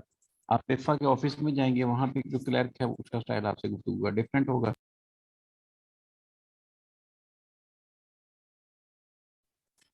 तो जो जो ऑफिशियल कम्युनिकेशन है उसका स्टाइल जो है वो डिफरेंट होता है पर्सनल कम्युनिकेशन से। आप किसी सरकारी दफ्तर में जाएंगे, वहां पे गुफ्तगू का स्टाइल आपका डिफरेंट होगा। आप अपने किसी कजन से गुफ्तगू करेंगे, उसका स्टाइल डिफरेंट होगा। तो जो ऑफिशियल कम्युनिकेशन है, बिजनेस कम्युनिकेशन है, उसका स्टाइल डिफरेंट होता है, जो पर्सनल कम्युनिकेशन उसका स्टाइल डिफरेंट होता है। तो ये जो बिजनेस कम्युनिकेशन का स्टाइल डिफरेंट होता है, वो किन बातों की बुनियाद पे होता है, उस कौन से फैक्टर्स हैं, कौन से ड्राइवर्स हैं, कौन सी चीजें हैं, कौन सी बातें हैं जो बिजनेस कम्युनिकेशन का स्टाइल ऐसा बना देती हैं, उन्हें हम की ड्राइवर्स कहेंगे। बिजनेस कम्युनिकेशन का स्टाइल पर्सनल कम्युनिकेशन से डिफरेंट हुआ करता है। मिसाल के तौर पर मैंने आपको बता दिया कि जो फिफा के ऑफिस में चले जाएं, कम्युनिकेशन का स्टाइल डिफरेंट होगा। किसी सेल्स पर्सन से गुफ्तगू कर लें, उसका कम्युनिकेशन का स्टाइल डिफरेंट होगा। मैकडोनल्ड चले जाएं, वहाँ पे जो आपको जो जो काउंटर पे डील करेंगे उनका स्टाइल कम्युनिकेशन का डिफरेंट होगा। वेटर का वहाँ पे स्टाइल डिफरेंट होगा, क्योंकि वो सारी कम्युनिकेशन बिजनेस कम्युनिकेशन है। लेकिन अगर आप दोस्तों के साथ गुफ्तगू करें, कजिन के साथ करें, फैमिली मेंबर्स के साथ करें, तो उस गुफ्तगू का स्टाइल डिफरेंट हुआ करता है। यानी बिजनेस कम्युनिकेशन का स्टाइल पर्सनल कम्युनिकेशन से, सोशल कम्युनिकेशन से डिफरेंट है। अब ये स्टाइल डिफरेंट क्यों है, किन बातों की बुनियाद पे है, कौन से ड्राइवर्स हैं, कौन से फैक्टर्स हैं जो इस स्टाइल को डिफरेंट बनाते हैं, ये क्वेश्चन है हमारा। क्वेश्चन क्लियर है, फिर आगे चलेंगे। पहले आपको क्वेश्चन क्लियर होना चाहिए। क्या क्वेश्चन क्लियर है आप लोगों को? जी सर।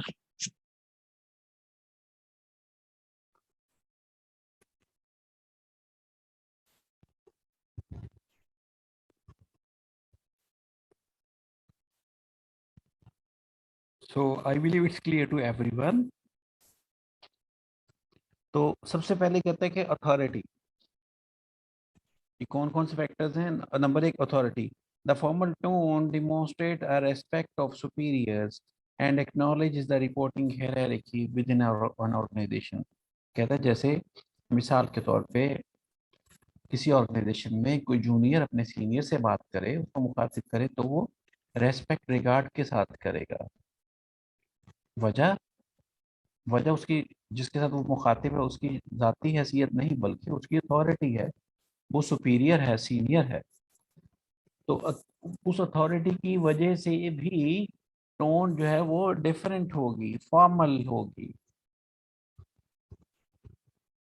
जैसे आप कस्टमर हो तो सेल्स पर्सन आपके साथ बात करेगा एक एक मोहतात तरीके से, रिस्पेक्ट के तरीके से। आपको सख्त जुमला भी बोलेंगे तो सेल्स पर्सन जो है उसको उसको उस पर टॉलरेट करेगा, फिर भी रिस्पेक्ट रिगार्ड का पहलू वो मद्देनजर रखेगा, इसलिए कि आपकी अथॉरिटी कस्टमर की होगी, and customer is considered to be always right. तो कहता है कि जो फॉर्मल इसमें हमारी जो बिजनेस कम्युनिकेशन है, इसमें अथॉरिटी की वजह से भी जो कम्युनिकेशन का स्टाइल है वो डिफरेंट हो जाता है। फिर कहते हैं objectivity. The organisation must appear impartial particularly when dealing with sensitive issues. The organization must appear impartial particularly when dealing with sensitive issues। यानी किसी भी ऑर्गेनाइजेशन को इम्पार्शियल नजर आना चाहिए, हर ऑर्गेनाइजेशन इम्पार्शियल नजर आने की कोशिश करती है। इम्पार्शियल मतलब गैर जाने का, खास तौर पे जब किसी सेंसिटिव इशू का मामला हो। जैसे सेंसिटिव इशू मतलब कोई पॉलिटिकल इशू हो, उस पर कोई भी ऑर्गेनाइजेशन जो है, आप देखें जितनी बिजनेस ऑर्गेनाइजेशन है किसी पॉलिटिकल इशू पे किसी पॉलिटिकल पार्टी की साइड में नहीं जाती, पार्शल नहीं होती, बायस नहीं होती, बल्कि इम्पार्शियल रहती हैं। इसी तरह सेंसिटिव इशू आपके रिलीजियस का हो सकता है, तो कोई भी बिजनेस ऑर्गेनाइजेशन किसी भी रिलीजियस पॉइंट ऑफ व्यू पे पार्शल नहीं होती, इम्पार्शियल रहती हैं, इम्पार्शियल स्टेटमेंट जारी करते हैं। जबकि हम पर्सनल कैपेसिटी में हम देखें तो हम पॉलिटिकल इश्यूज पे भी पार्शियल होते हैं और उसी अंदाज में उसी टोन में बात करते हैं, पार्शियल होने की टोन में। रिलीजियस पॉइंट ऑफ व्यू से भी हम पार्शियल होते हैं, बाइस्ड होते हैं, मुतसब होते हैं। तो हम जो बात करते हैं पर्सनल कैपेसिटी में, वो मुतसब तासुब के साथ बात करते हैं, हमारी टोन तासुब वाली होती है, जबकि ऑर्गेनाइजेशन जो है वो इम्पार्शियल बात करते हैं। तो फिर हमारी टोन और उनकी टोन में फ़र्क होगा, हमारे स्टाइल और उनके स्टाइल में फ़र्क। Regulations. Organizations often need to formally word and carefully plan communications to avoid misunderstandings.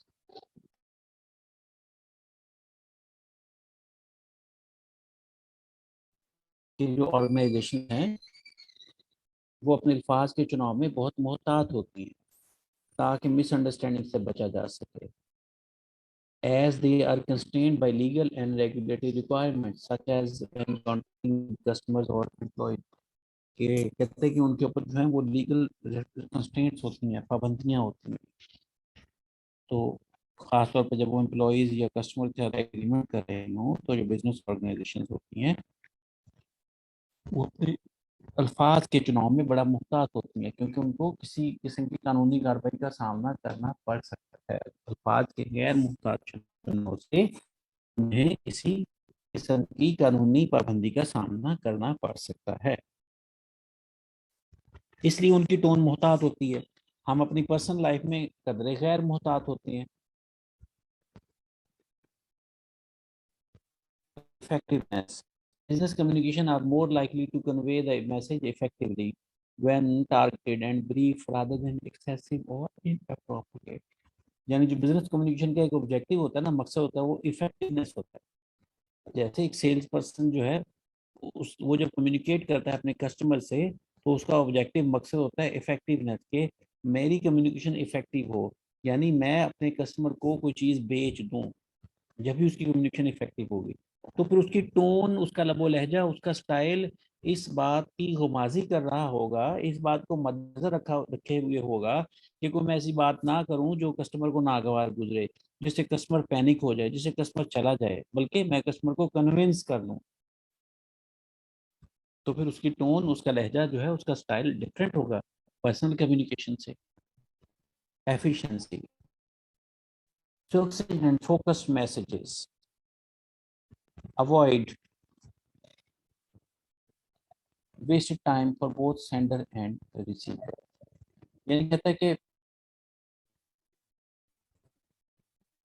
Efficiency हम आमतौर पे कहते हैं, इफेक्टिवनेस और एफिशिएंसी जो है ये दो मुख्तलिफ चीज़ें हैं जो कुछ पहलुओं में एक दूसरे से मिलती भी है, कुछ पहलुओं में एक दूसरे से मुख्तलिफ भी होती है। तो इफेक्टिवनेस का मतलब होता है कि आप अपना मकसद हासिल कर लें, और एफिशिएंसी का मतलब होता है कि आप उसको जल्दी से हासिल करें। तो एफिशिएंसी में कहता है सुक्सिंट, यानी सुक्सिंट का मतलब होता है कि कोई चीज़ जो ब्रीफली बताई गई हो, मुख्तसरन बताई गई हो, क्लियरली बताई गई हो।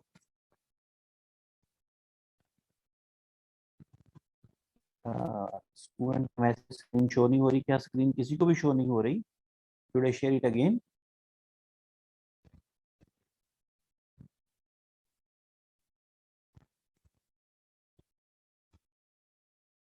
देखिए मैंने सेम स्क्रीन को दोबारा शेयर किया एक तरह। Can you look it again please?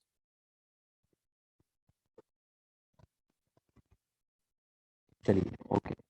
So सुक्सिंट efficiency वो कहता है कि सुक्सिंट फोकस मैसेजेस। सुक्सिंट का मतलब होता है शॉर्ट, आप इसको सुक्सिंट की बजाय शॉर्ट लिख लीजिए। Short and focused messages avoid wasted time for both sender and receiver. मुख्तसरन यूँ समझिए, इस पॉइंट का मतलब ये है कि जो बिजनेस कम्युनिकेशन होती है ना, उसमें जो मैसेजेस होते हैं वो हम मुख्तसर लिखते हैं, सुक्सिंट मतलब शॉर्ट लिखते हैं, फोकस्ड लिखते हैं। फोकस मतलब अपने मकसद मकसद पे फोकस किए हुए मैसेजेस लिखते हैं ताकि टाइम बच जाए सेंडर और रिसीवर का, दोनों का। तो बिजनेस कम्युनिकेशन में हमारी तवज्जो होती है, हमारा ख्याल होता है कि हमें मुख्तसर बात करनी चाहिए और टारगेटेड फोकस्ड बात करनी चाहिए। जबकि पर्सनल कम्युनिकेशन में, सोशल कम्युनिकेशन में हमारा टारगेट ऐसा नहीं होता, बल्कि हम सोशल कम्युनिकेशन मतलब दोस्तों में, फैमिली मेम्बर्स में, कजन्स में लंबी गुफ्तगू करते हैं, डिटेल गुफ्तगू करते हैं, फालतू की बातें करते हैं। 1 मिनट की बात 10 मिनट में करें। लेकिन कारोबार में ऐसा नहीं होता, उसमें हमारी कोशिश होती है कि मुख्तसर अल्फाज में अपना मुद्दा बयान कर दें। तो इसका मतलब दोनों का स्टाइल डिफरेंट हुआ, किस वजह से? एफिशिएंसी की वजह से। Public relation, it is important for organization to maintain an appropriate corporate image and communicate externally in a style regarded as business-like, respectful, impersonal and consistent। जो कारोबारी इदारे होते हैं उन्होंने अपने पब्लिक रिलेशंस, लोगों से अपना रिलेशन भी रखना होता है, मीडिया से अपना रिलेशन रखना होता है, अपने कस्टमर से रिलेशन रखना होता है, जनरल पब्लिक से, गवर्नमेंट के इदारों से। तो उसके लिए उन्हें क्या करना पड़ता है कि वो बिजनेस लाइक स्टाइल रखते हैं, कारोबारी अंदाज से गुफ्तगू करते हैं, रेस्पेक्टफुल तरीके से मुखातिब होते हैं, इम्पर्सनल होते हैं। इम्पर्सनल मतलब उसमें पर्सनल टच नजर नहीं आता, और कंसिस्टेंट होते हैं अपनी पॉलिसी से। यानी उनका स्टाइल डिफरेंट होता है क्योंकि उन्होंने पब्लिक रिलेशंस को मेंटेन रखना होता है, जबकि ज़ाती हैसियत में हमें कोई पब्लिक रिलेशन मेंटेन नहीं रखने होते, इसलिए हमारा गुफ्तगू का अंदाज डिफरेंट। 3-4 मिनट में इसको देख लीजिए। क्वेश्चन मैं दोबारा बता देता हूँ। क्वेश्चन हमारा था कि जो हम पर्सनल गुफ्तगू करते हैं वो उसका अंदाज मुख्तलिफ होता है बिजनेस कम्युनिकेशन से।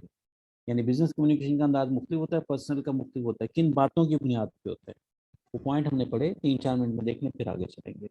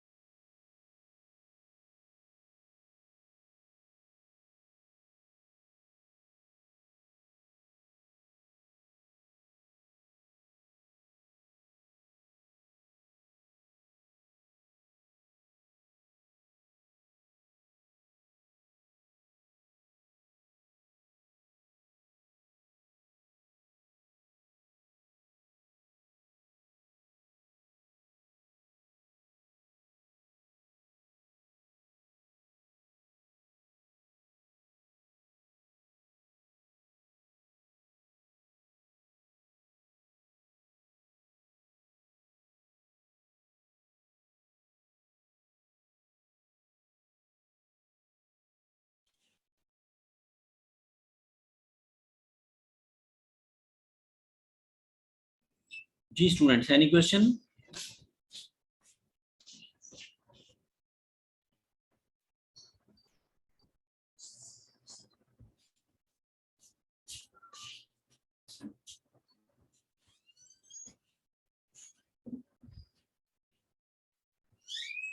Anyone having any question?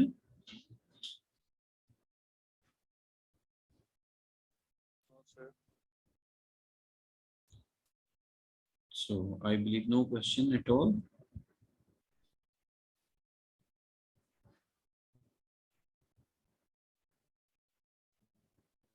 Okay. If you could, guys could move page number 39, please. Very first paragraph, page number 39. Question is elements of communication planning. Elements of communication planning.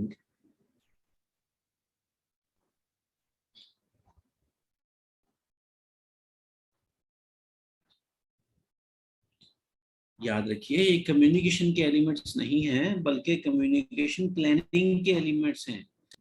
यानी business communication करने से पहले हमें business communication को plan करना चाहिए, और उस प्लानिंग के 4 एलिमेंट्स हैं। पहला है ऑब्जेक्टिव, सेकंड है ऑडियंस, थर्ड है स्ट्रक्चर और फोर्थ है स्टाइल। कम्युनिकेशन करने से पहले कम्युनिकेशन को प्लानिंग किया जाता है, उसे प्लान किया जाता है। उस प्लानिंग के 4 एलिमेंट्स हैं, objective, audience, structure and style. इन चारों पॉइंट्स का बहुत डिटेल्ड डिस्कशन है आगे, तो हम उन्हें वन बाय वन उनमें से पास ऑन करते जाएंगे। ऑब्जेक्टिव मतलब कि इस जो हम कम्युनिकेशन करने जा रहे हैं उसका क्या मकसद है, उस मकसद के मुताबिक हम अपनी कम्युनिकेशन प्लान करेंगे। हम अपनी कम्युनिकेशन प्लान करेंगे कम्युनिकेशन के मकसद को मद्देनजर रखते हुए कि मकसद क्या है। फिर audience, consider situations specific to the audience that may impact how they interpret the message। यानी ऑडियंस कौन है हमारी, हम अपनी कम्युनिकेशन किससे करने जा रहे हैं। अपनी प्लानिंग करते हुए हम इस बात को मद्देनजर रखते हैं कि हमारी ऑडियंस या हमारे रिसीवर ऑफ द इंफॉर्मेशन जो है वो कौन है।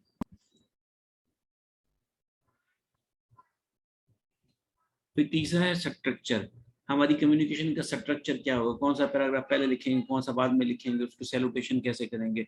जैसे हमने बिजनेस लेटर नहीं पढ़ा लास्ट डे कि उसको उसका स्ट्रक्चर पढ़ा हमने कि सबसे पहले रेफरेंस नंबर आएगा, फिर उसमें जो है रिसीवर डिटेल आएंगी, फिर उसमें डेट आएगी, डेट को कैसे लिखना है, किस साइड पे लिखना है, फिर सैल्यूटेशन कैसे करनी है, ये सारा स्ट्रक्चर था। तो जब हम कम्युनिकेशन प्लान करते हैं तो उस कम्युनिकेशन जो करने जा रहे हैं उसके स्ट्रक्चर को भी मद्देनजर रखते हैं। फिर इसके बाद है स्टाइल, यानी जो हम कम्युनिकेशन करेंगे उसका स्टाइल क्या होना चाहिए, उसमें टोन, लबो लहजा, अल्फाज का चुनाव, इन चीज़ों को मद्देनजर रखते हुए हम अपने कम्युनिकेशन का स्टाइल बनाएंगे। तो कम्युनिकेशन करने से पहले हम कम्युनिकेशन को प्लान करते हैं। कम्युनिकेशन प्लानिंग के 4 एलिमेंट्स हैं। सबसे पहला है ऑब्जेक्टिव। अगर आप नेक्स्ट पैराग्राफ देखें तो कहता है the general purpose of most business communication will fall into one of the following categories. Business communication के जो ऑब्जेक्टिव्स हैं वो कहता है मंदरजा झैल में से कोई एक हो सकता है। To build relationship,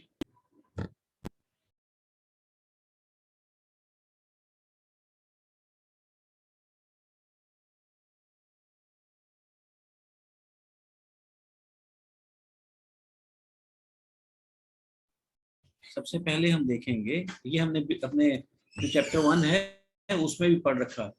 objectives of communication हमने चैप्टर 1 में 3 ऑब्जेक्टिव पढ़े थे अगर आपको याद हो। To get information, to deliver information and to maintain relationship, है ना। तो ये वही ऑब्जेक्टिव है यहाँ पे भी, टू बिल्ड अ रिलेशनशिप, यानी रिलेशनशिप बिल्ड करने के लिए भी बिजनेस कम्युनिकेशन की जा सकती है। अगर आपको याद हो हमने डिस्कस किया था, जो पहला चैप्टर था हमारा वो डील करता था कम्युनिकेशन से, और दूसरा चैप्टर डील करता है बिजनेस कम्युनिकेशन से। वहाँ हमने ऑब्जेक्टिव्स पढ़े थे कम्युनिकेशन के, यहाँ ऑब्जेक्टिव्स हैं बिजनेस कम्युनिकेशन के। वहाँ 3 ऑब्जेक्टिव थे communication. To get information, to deliver information and to maintain relationship. यहाँ पे ये 5 ऑब्जेक्टिव्स हैं जो बिजनेस कम्युनिकेशन के हैं। पहला है टू बिल्ड रिलेशनशिप, दूसरा है टू कंफर्म समथिंग, तीसरा है टू रिक्वेस्ट समथिंग, जैसे वहां पे तो टू गेट इंफॉर्मेशन, चौथा है टू परसुएड, परसुएड हम पढ़ चुके हैं, परसुएड का मतलब है किसी को कायल करना, आमादा करना, और पांचवा है टू इन्फॉर्म, जैसे वहां पे था टू डिलीवर इंफॉर्मेशन। तो 3 ऑब्जेक्टिव बिजनेस कम्युनिकेशन के हमारे 5 ऑब्जेक्टिव हैं, जिनमें से 3 जो हैं वो प्रीवियस वाला ही है, हमारे जनरल कम्युनिकेशन के जो ऑब्जेक्टिव थे, to get information, to deliver information and to maintain relationship. 2 इसमें नए ऐड हुए, to confirm something and to persuade, ये 2 ऑब्जेक्टिव्स नए हैं हमारे। तो बिजनेस कम्युनिकेशन के 5 ऑब्जेक्टिव्स हैं। एक बार इसको पढ़ लीजिए और जो चैप्टर 1 के कम्युनिकेशन के ऑब्जेक्टिव्स उनके साथ मैच कर लीजिए। 1 मिनट है, फिर आगे चलेंगे।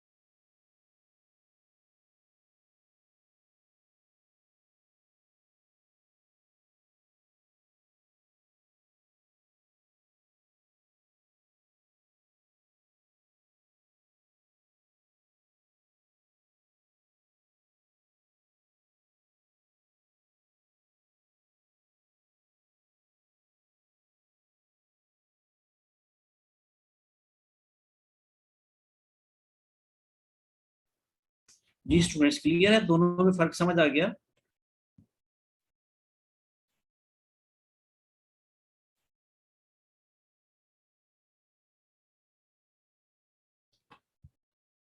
सो आई बिलीव ये क्लियर है सबको।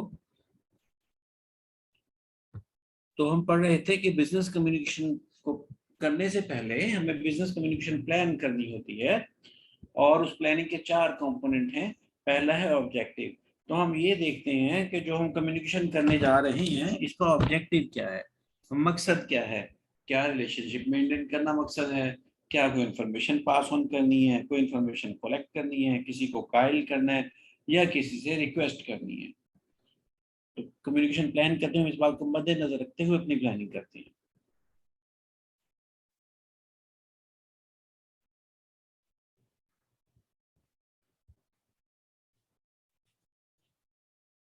फिर उसके बाद नेक्स्ट पॉइंट है audience. If you guys could move page number 40 please. Audience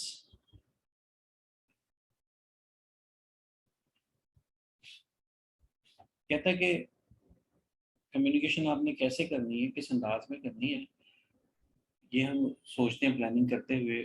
और प्लानिंग करते हुए जो 4 बातें सोचते हैं, पहला है कि ऑब्जेक्टिव क्या है, मकसद क्या है, हम अपना अंदाज उसी तरह से कर लेते हैं। दूसरा कि ऑडियंस कौन है, रिसीवर ऑफ द मैसेज कौन है, हम इस बात को भी मद्देनजर रखते हैं। यहाँ क्वेश्चन लिख लीजिए, पेज नंबर 40, सेकंड पैराग्राफ। यहाँ लिख रखा उसने, you should also consider personal factors such as. यहाँ पे क्वेश्चन लिख लीजिए, personal factors of audience to be considered in communication planning. Personal factors of audience to be considered in communication planning. या personal factors of receiver, audience की जगह पे receiver भी हो सकता है, personal factors of receiver to be considered in communication planning, यानी communication plan करते हुए हम रिसीवर के पर्सनल फैक्टर्स को मद्देनजर रखते हैं। कौन कौन से पर्सनल फैक्टर्स को? रिलेशनशिप कि जो रिसीवर होगा इस कम्युनिकेशन का, उसका हमारे साथ क्या रिलेशनशिप है।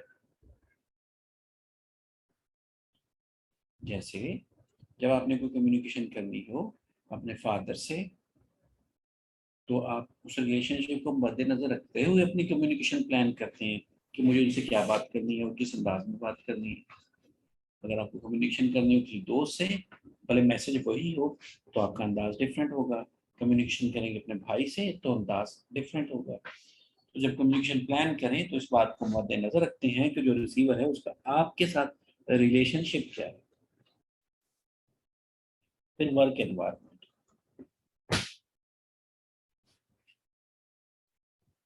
कहते हैं कि जब आप कोई बिजनेस कम्युनिकेशन करें तो फिर आप देखते हैं कि जिन लोगों से आप कम्युनिकेशन करने जा रहे हैं उनका वर्क एनवायरनमेंट क्या है, वो किस फील्ड से ताल्लुक रखते हैं। यानी अगर अकाउंटेंट्स हैं तो फिर आप अकाउंटिंग की टर्मिनोलॉजी या जार्गन या टेक्निकल वर्ड तो यूज कर सकते हैं, लेकिन आप लॉ के टेक्निकल वर्ड यूज नहीं करेंगे। अगर आप मेडिकल स्पेशलिस्ट के साथ गुफ्तगू में हैं तो फिर आप अकाउंटिंग की टर्मिनोलॉजी यूज नहीं करेंगे। तो या देखेंगे कि आपके रिसीवर ऑफ द इंफॉर्मेशन कौन है।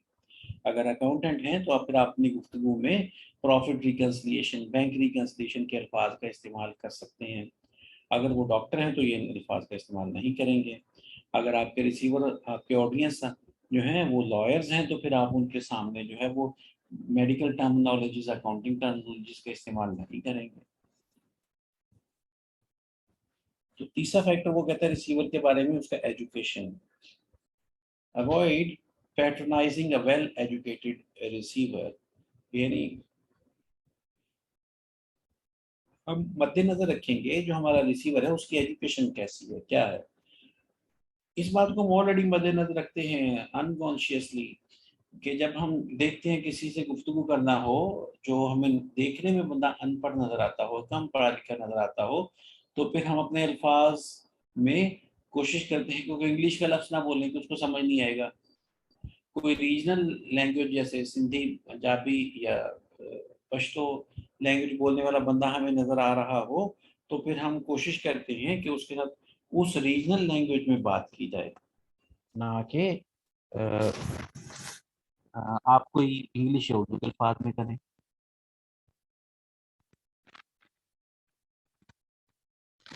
यानी हम कोशिश करते हैं कि हम मद्देनजर रखें या रिसीवर ऑफ द इंफॉर्मेशन की लैंग्वेज को।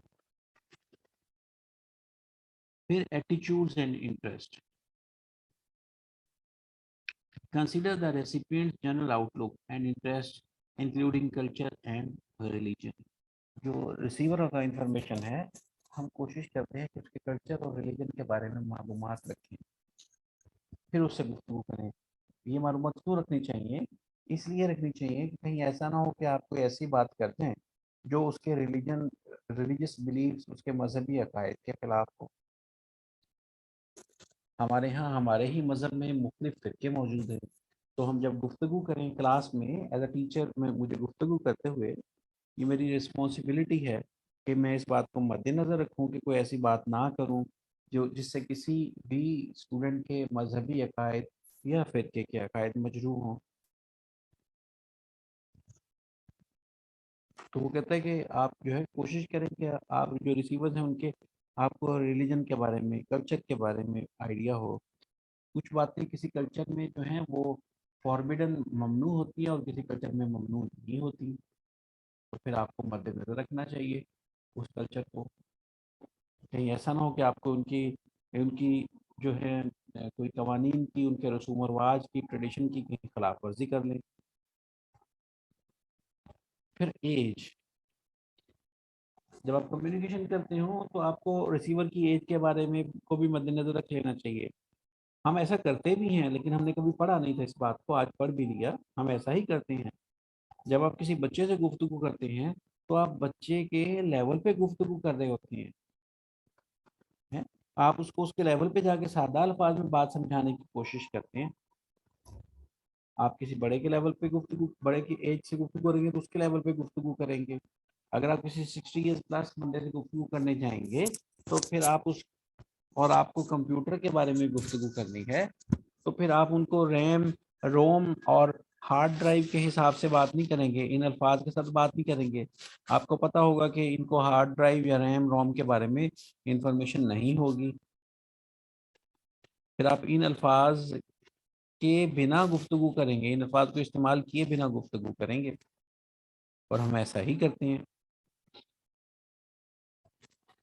फिर कहते हैं कुछ कॉन्टेक्चुअल फैक्टर्स हैं, आपको उनको भी मद्देनजर रखना चाहिए गुफ्तगू करते हुए।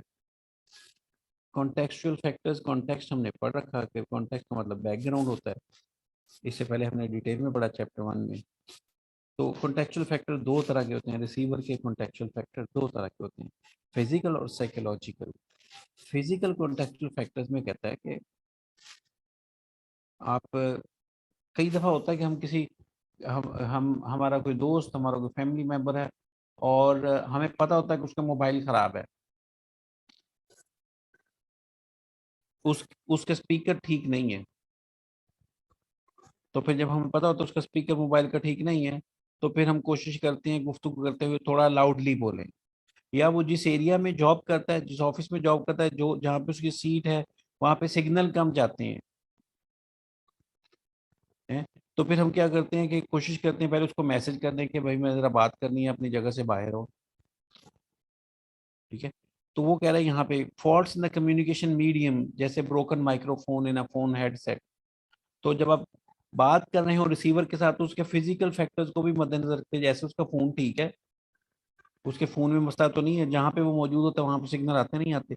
ये हमारे यहाँ एक एक कॉमन सा फिनोमिना है कि किसी जगह पे किसी एक मोबाइल कंपनी के सिग्नल आते हैं और दूसरे के नहीं आते, या वीकेंड सिग्नल होते हैं। तो फिर हमें पता होता है कि हमारे फलां रिलेटिव के यहाँ, फलां दोस्त के यहाँ, फलां कोलीग के यहाँ जो है वो जैज़ के सिग्नल वीक हैं, तो फिर हम टेलीनॉर पे कॉल करें, या जोंग के सिग्नल वीक हैं तो जैज़ पे कॉल करेंगे, या उसे किसी के भी नहीं आते तो उसे मैसेज कर देंगे, व्हाट्सएप कॉल कर देंगे, व्हाट्सएप पे मैसेज कर देंगे कि मुझे आपसे बात करना है। तो इन चीज़ों को भी मद्देनजर रखना चाहिए रिसीवर के हवाले से। बैकग्राउंड नॉइस यानी ट्रैफिक और colleagues in an open plan office,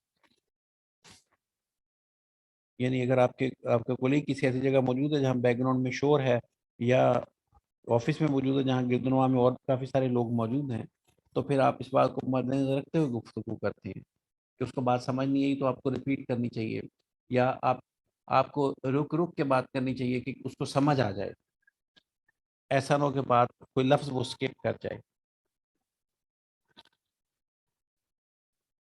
फिर डिस्ट्रैक्शंस, डिस्ट्रैक्शन हम पढ़ चुके नॉइज के टॉपिक में चैप्टर 1 में। डिस्ट्रैक्शन का मतलब कोई ऐसी चीज़ जो आपकी तवज्जो हटा दे, जो मैसेज को डिलीवर ना होने दे, या जिस तरह से हम डिलीवर करना चाहते हैं उस तरह से डिलीवर ना होने दे।